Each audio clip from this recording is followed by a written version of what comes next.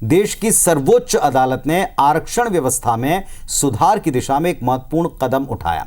Court ने आरक्षित वर्ग को सामाजिक न्याय दिलाने के लिए अपने पिछले फैसले को ही पलट दिया। बिल्कुल ठीक सुना आपने। हम दरअसल बात कर रहे हैं एससी एसटी आरक्षण पर आज आए सुप्रीम कोर्ट के सबसे बड़े फैसले की, जिसमें कोर्ट ने आरक्षण के अंदर आरक्षण यानी कोटा के अंदर जो कोटा होता है उसे मंजूरी दे दी है। कोर्ट ने ऐसा इसीलिए किया ताकि आरक्षण का फायदा किसी एक जाति के वर्ग तक सीमित ना रहे, बल्कि उसका लाभ उसी जाति के सभी तबकों को मिले।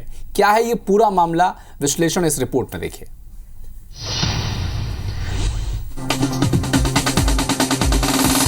देश में जाति पर जारी सियासी बयानबाजी के बीच सुप्रीम कोर्ट ने आरक्षण पर एक बड़ा फैसला सुनाया। कोर्ट ने राज्य सरकारों को एससी एसटी आरक्षण में कोटे के अंदर कोटा देने को मंजूरी दे दी है। सुप्रीम कोर्ट की 7 जजों की बेंच ने 7-1 के बहुमत से फैसला देते हुए अपना 20 साल पुराना फैसला पलट दिया। इस फैसले के दौरान अहम टिप्पणियां की गई, जिनके जरिए इस फैसले की अहमियत को समझा जा सकता है। कोर्ट ने कहा कि पिछड़े समुदाय को प्राथमिकता देना राज्य सरकारों का कर्तव्य है।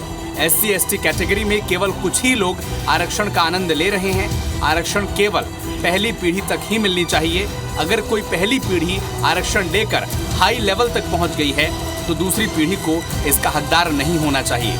कोर्ट ने अपने फैसले में राज्य सरकारों को हिदायत भी दी है। कोर्ट ने कहा है कि राज्य सरकारें मनमर्जी से फैसला नहीं कर सकती। एससी एसटी आरक्षण देते समय इस बात का ध्यान रखा जाना चाहिए कि अनुसूचित जाति के भीतर किसी एक जाति को 100% कोटा नहीं मिल जाए। अनुसूचित जाति में शामिल किसी जाति का कोटा तय करने से पहले उसकी हिस्सेदारी का पुख्ता डेटा सरकार के पास होना चाहिए। अनुसूचित जाति को उसमें शामिल करने, जातियों में बांटना संविधान के अनुच्छेद 341 का उल्लंघन नहीं है।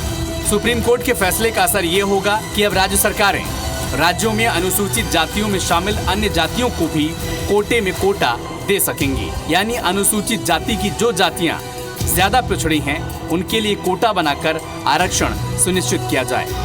सुप्रीम कोर्ट के फैसले का राजनीतिक दलों ने स्वागत किया है। कांग्रेस ने सही तरीके से अमल में लाने के लिए जातिगत जनगणना को बेहद जरूरी बताया है। कोटे के अंदर कौन सा कोटा है ये तब पता चलेगा जब जाति जनगणना हो जाएगी। वही तो कांग्रेस पार्टी मांग कर रही है कि हम उस व्यक्ति को आइडेंटिफाई करना चाहते हैं जनगणना के आधार पर। जिस तरह से पिछली सरकार, हमारी कांग्रेस की सरकार में इन पिछड़ी जातियों को ऊपर उठाने के लिए हमारी सरकार ने विधानसभा में प्रस्ताव पास किया कि एसटी, ओबीसी और एससी को इतने % आरक्षण मिलना चाहिए, वो अभी तक राजभवन में अटका हुआ है। तो इसका पालन राज्य सरकार को करना चाहिए।